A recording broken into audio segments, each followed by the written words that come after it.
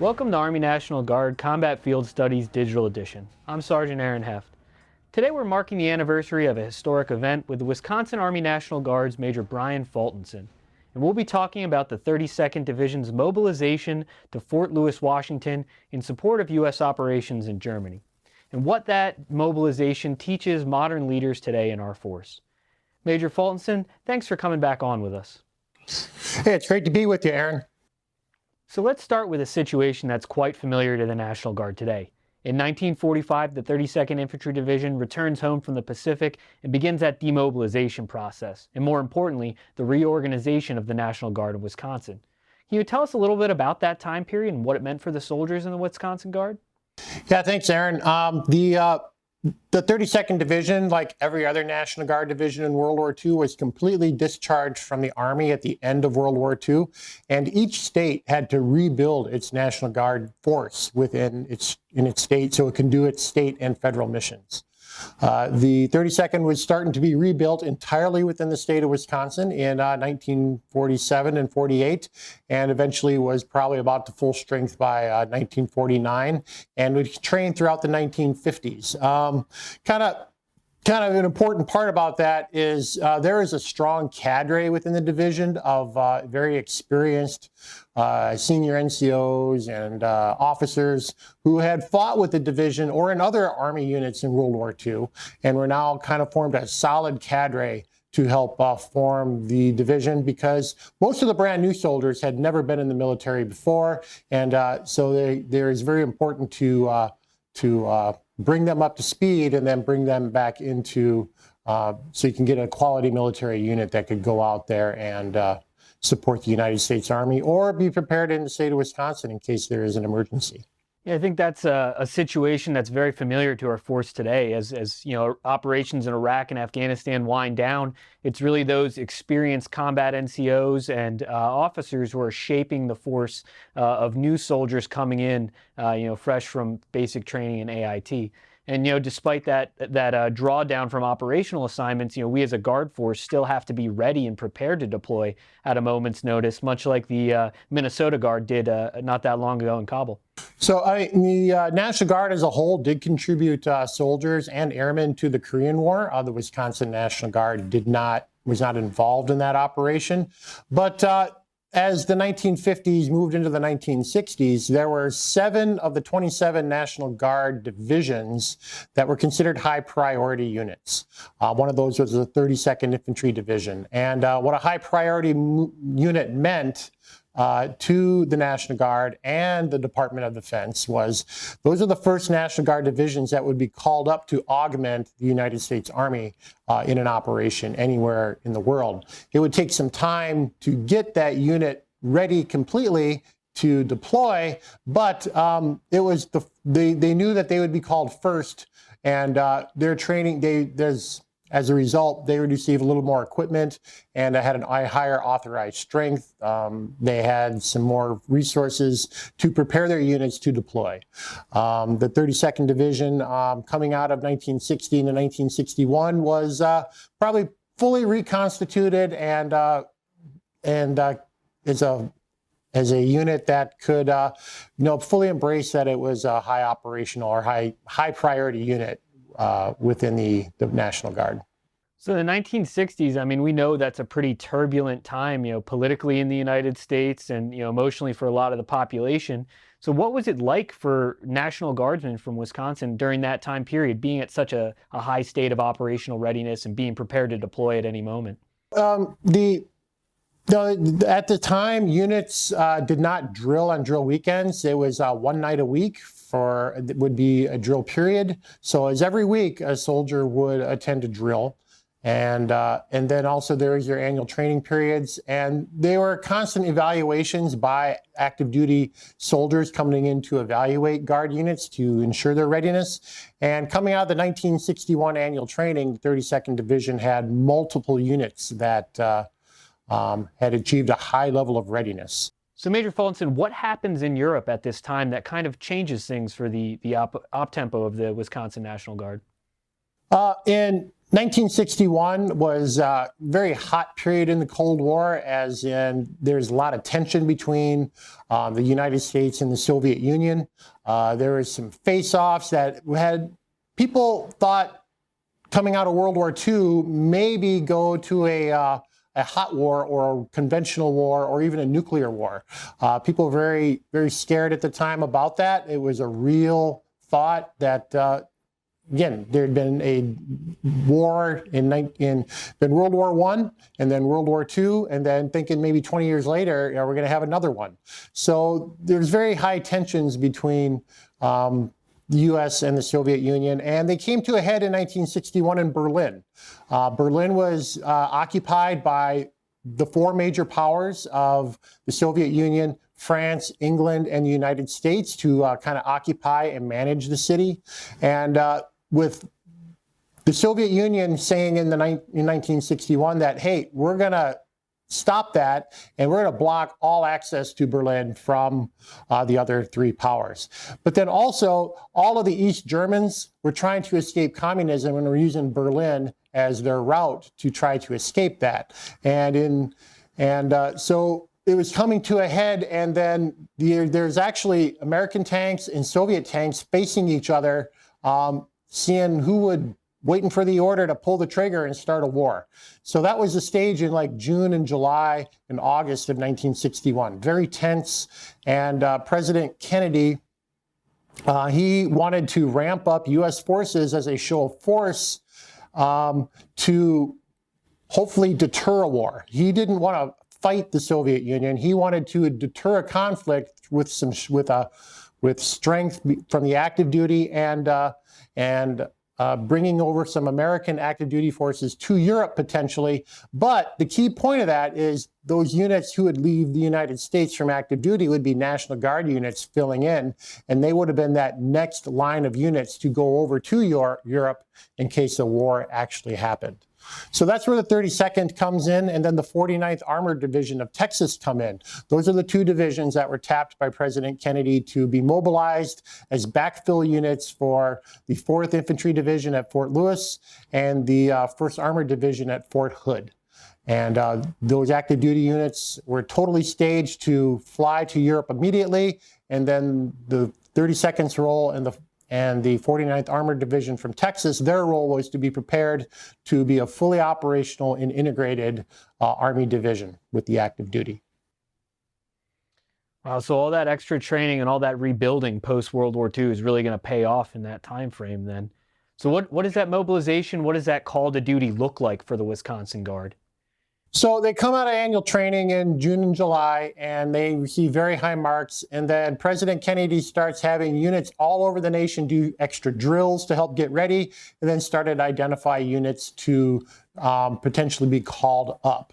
Besides those two divisions, there was like 260 individual guard units at the company and battalion level that were used to augment other parts of the U.S. Army.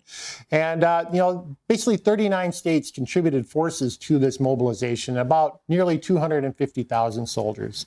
And so in October, the 32nd Division moved out to Fort Lewis, Washington, which was the home base of the 4th Division at the time. And they started to arrive there, train, get some replacement equipment, and then integrate about 3,500 Army reservists, because the Wisconsin Guard was authorized about 10,000 soldiers, and they had that, but the division was authorized about 14,000 soldiers. And they designed it that way to be filled with an Army Reserve filler to bring it up to war fighting strength. And those troops had to be then integrated in the first couple months while they were in Fort Lewis. That sounds like a pretty incredible process to pull them together and get them mobilized, their ranks filled out, and get them shipped off to Fort Lewis. So what happens once they get there? What type of training do they go through? What type of activities do they perform for the Army? So back up just a half a minute. So World War I was 40 years prior to this. World War II was 20 years prior to this. There's actual stories of you have fathers or grandfathers deploying for World War I with the 32nd Division, fathers deploying to World War II at the 32nd Division, and now you have grandsons deploying in 1961 with the 32nd Division. So it's getting to be a routine thing in the communities within the state. There's a Life magazine cover of showing the 32nd's getting called up again. And there are scenes throughout the state of soldiers getting on trains, departing their home armories, saying goodbye to their families, and then marching off for the third time in 40 to 50 years to be ready to defend our nation, not knowing how that would turn out. So that's an important part of the National Guard, and it is as the most community-oriented force that we have in the U.S. Army, and that's what makes the Guard powerful and makes it special. So when they got to Fort Lewis, they found a bunch of World War II barracks that hadn't been used for about 10 years, and they had to repair those. They had to get everything ready to go. Basically, like any other deployment that we're all experienced with, is you move somewhere, things go badly, it doesn't go well, you got to integrate into new processes. So it's very painful in that respect.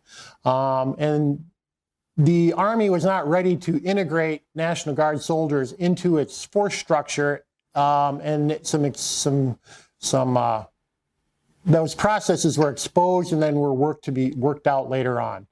But they eventually got all integrated in physicals and immunizations and all that other stuff, and all these new troops integrated in. And then they started doing squad training, platoon training, company training, working their way up into battalion training, or a battle group at the time, and higher level training, integrated with combat, all integrated, or combined arms, I should say. They had armor, they had artillery, they integrated air operations, they integrated airlift capability. They conducted operations in a mock nuclear environment, because that's the way they thought it would be back then. The Guard, or the 32nd Division, actually had an artillery battery that could fire nuclear-tipped missiles, and they started to integrate those operations into their training. And so by March of 1962, they had gone through several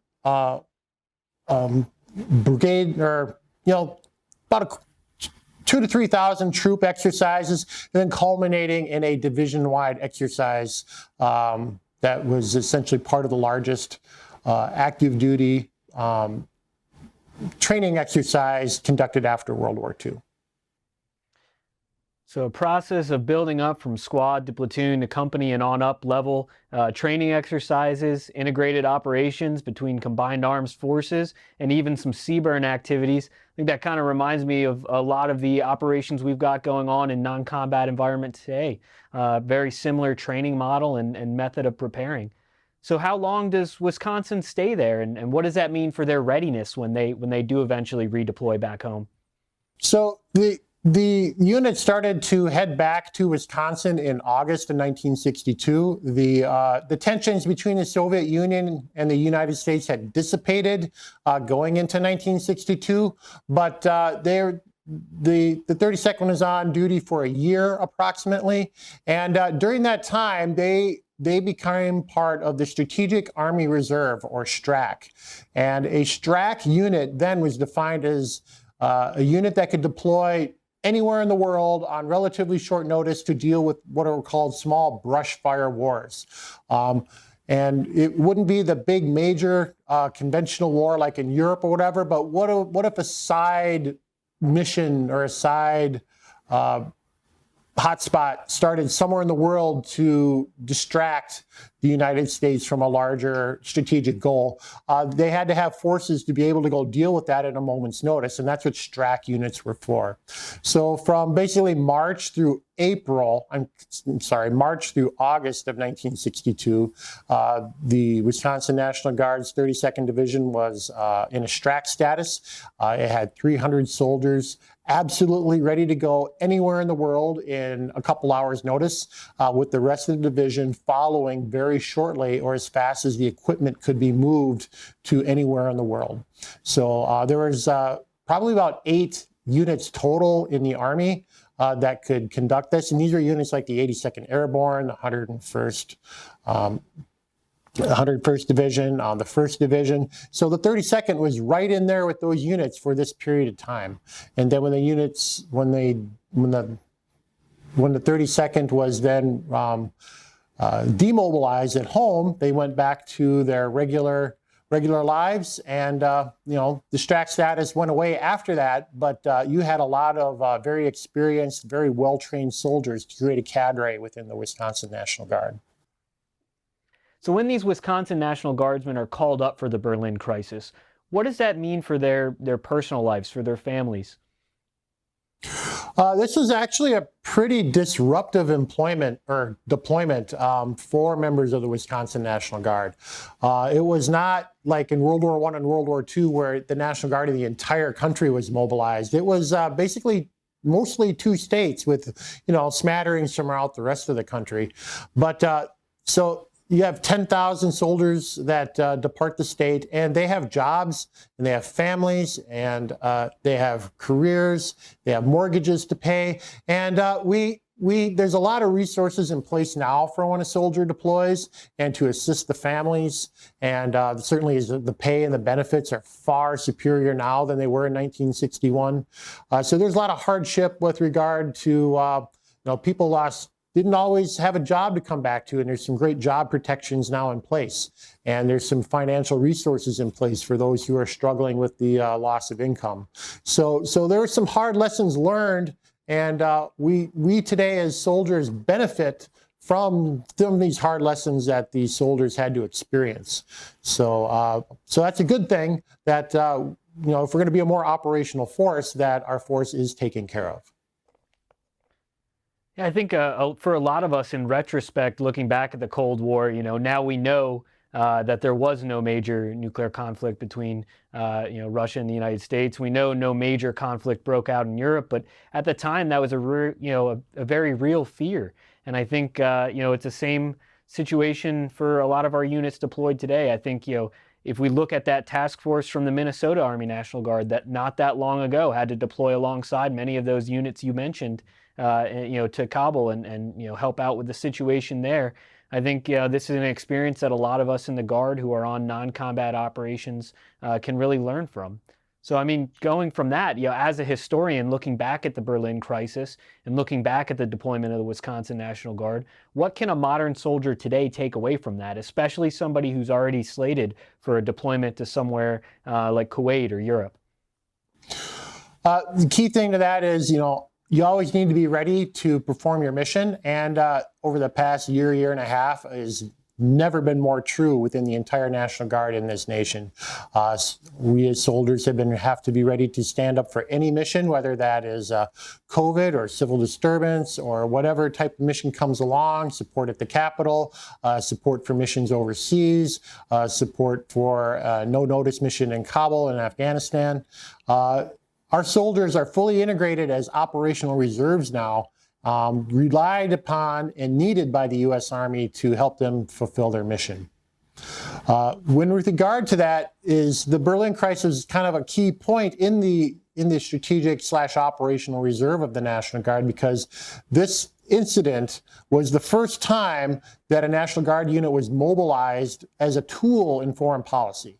It was used as to try to leverage or gain something out of the opponent or the Soviet Union without actually using arms or using a conflict. President Kennedy was asked why he mobilized the 32nd Division, and he said, "I did not mobilize the 32nd to fight a war. I mobilized them in order to prevent a war." So it was a very key, important use of the military as a tool to help de-escalate what probably would have been a very destructive conventional and possibly nuclear war in Europe at the time.